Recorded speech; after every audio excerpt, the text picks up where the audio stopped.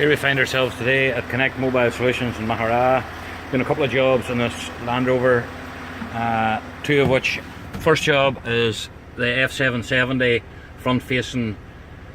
camera, dash cam, as you can see there, placed to the left of the mirror, minimal wiring shown. Also today, integrating with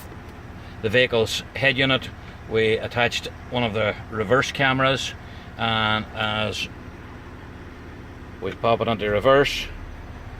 as you can see on the screen, your toolbar in the center, and as I move the steering wheel you can see our moving guidelines in yellow. I'll just give you a wee look at the outside of the vehicle and let you see how things look from the outside. First of all, the dash cam to the left,